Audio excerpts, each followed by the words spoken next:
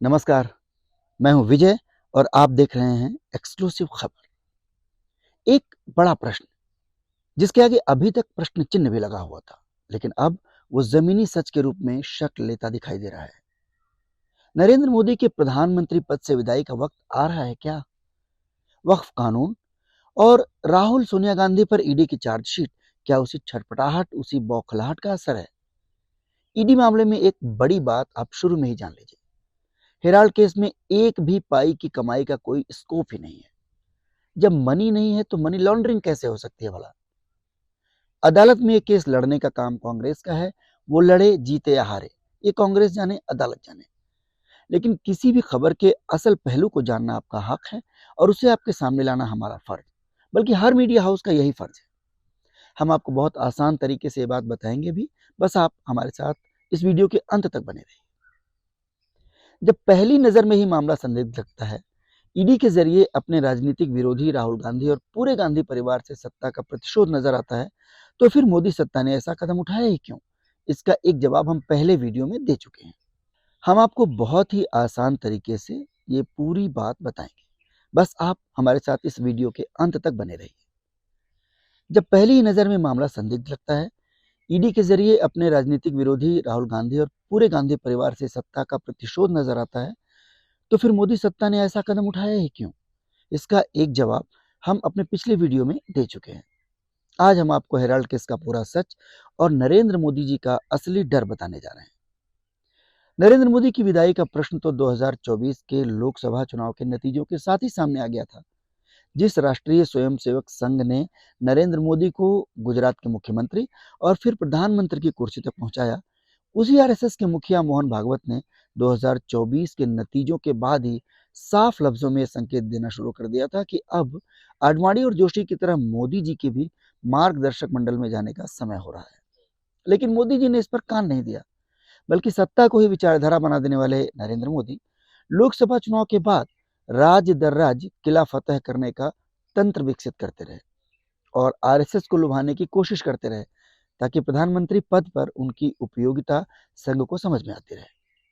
इतिहास में पहली बार बतौर प्रधानमंत्री नरेंद्र मोदी आरएसएस के हेडक्वार्टर भी गए। यह भी 16-17 दिन पुरानी बात है।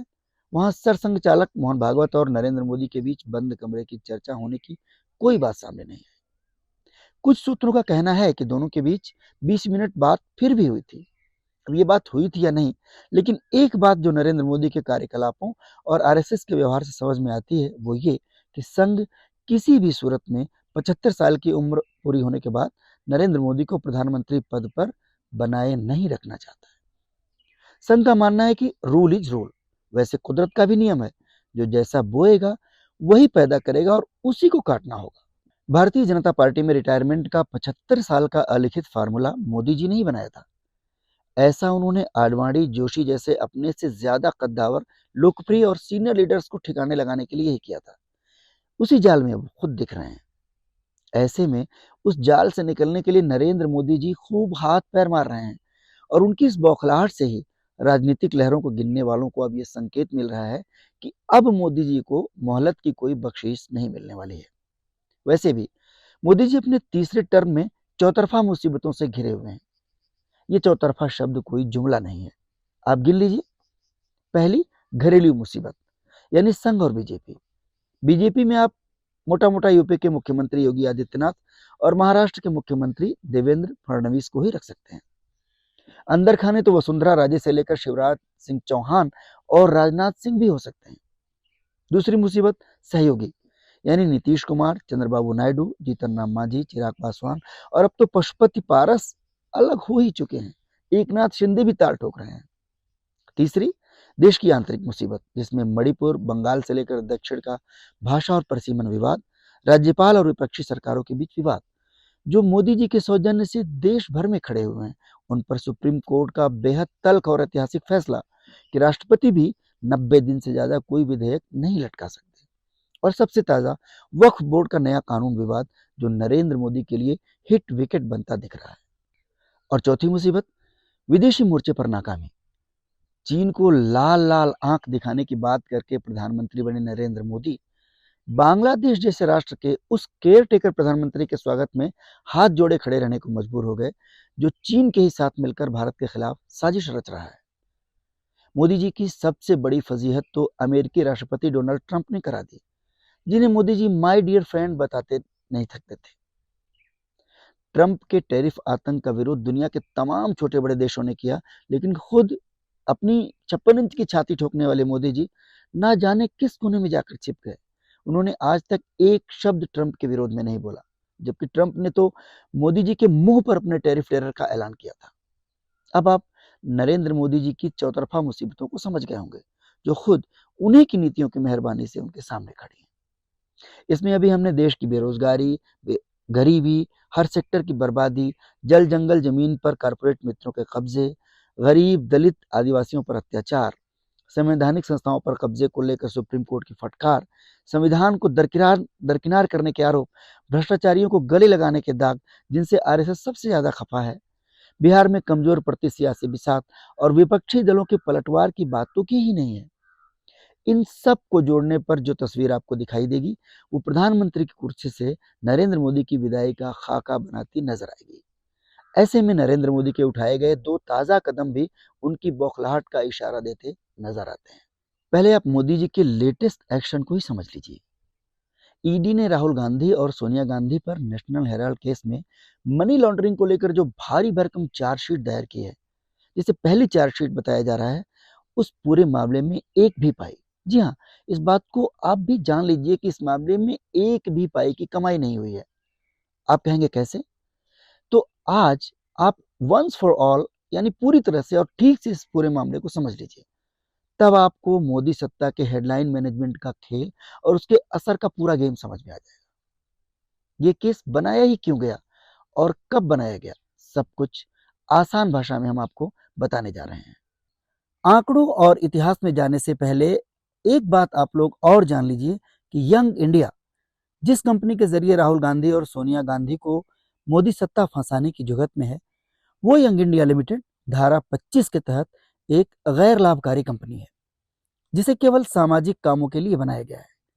इसके किसी भी स्टेक होल्डर या पदाधिकारी को एक पैसे का डिविडेंड तक नहीं मिलता।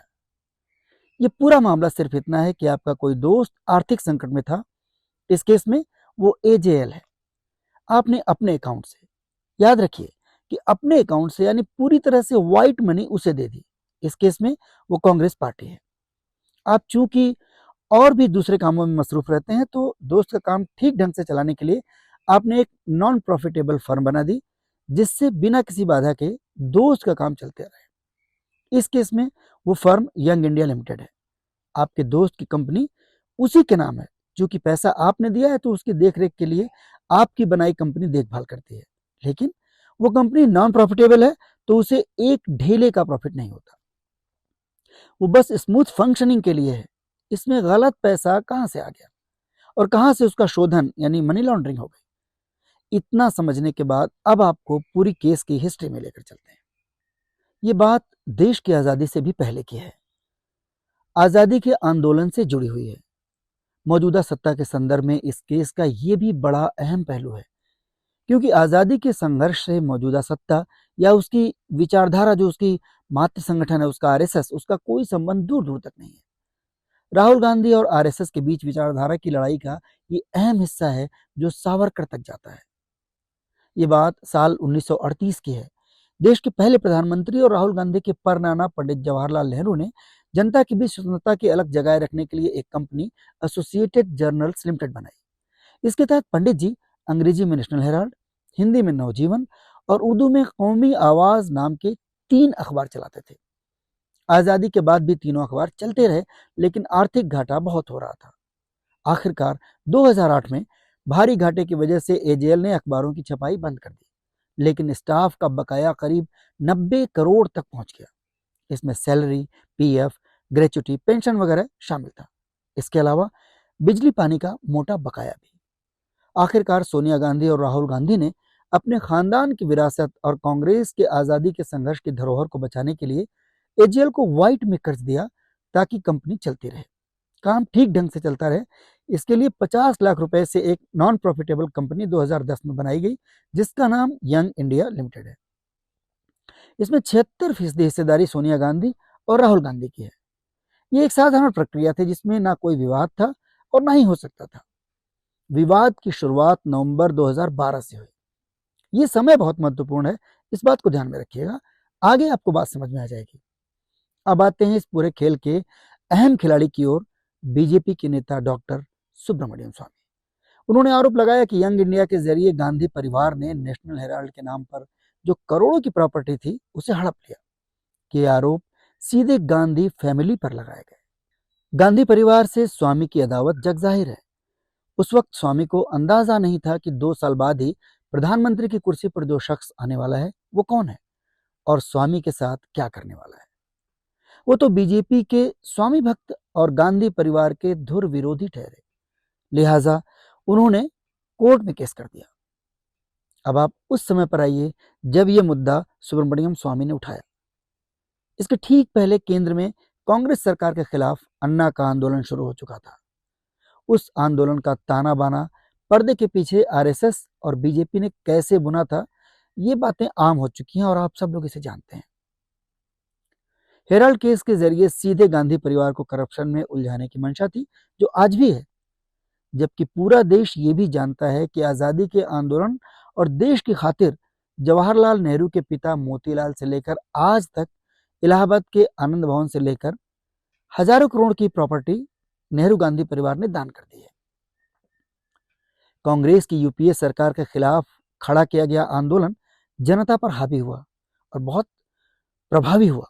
कांग्रेस के कई नेताओं की हरकतें भी इसमें जुड़ी और 2014 में नरेंद्र मोदी जी देश के प्रधानमंत्री बन गए। हेराल्ड केस के जरिए गांधी परिवार को उलझाए रखने के लिए उन्होंने सत्ता संभालने के 3 महीने बाद ही विरोधियों के खिलाफ अपने ब्रह्मास्त्र ईडी को इसमें लगा दिया। इसके बाद जब जब राहुल गांधी का डर मोदी सत्ता के सामने खड़ा होता है, राहुल गांधी के खिलाफ हेराल्ड केस लाकर खड़ा कर दिया जाता है। सोनिया गांधी से 3 दिन और राहुल गांधी से 5 दिन लगातार पूछताछ भी हुई 2022 में। अब राहुल गांधी ने गुजरात जाकर सीधे मोदी के गढ़ से उन्हें चुनौती दी। बिहार में मोदी के सामने अपनी बिसात बिछाई तो सत्ता की बेचैनी आपके सामने है।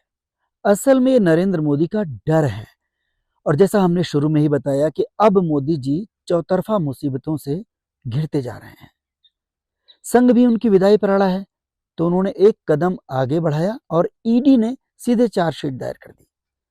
जिस तरह वक्फ कानून मोदी के लिए मुसीबत बनता दिख रहा है, उसी तरह राहुल और सोनिया गांधी के खिलाफ ईडी का एक्शन भी नरेंद्र मोदी के लिए नई आपदा और कांग्रेस के लिए नया अवसर ला सकता है।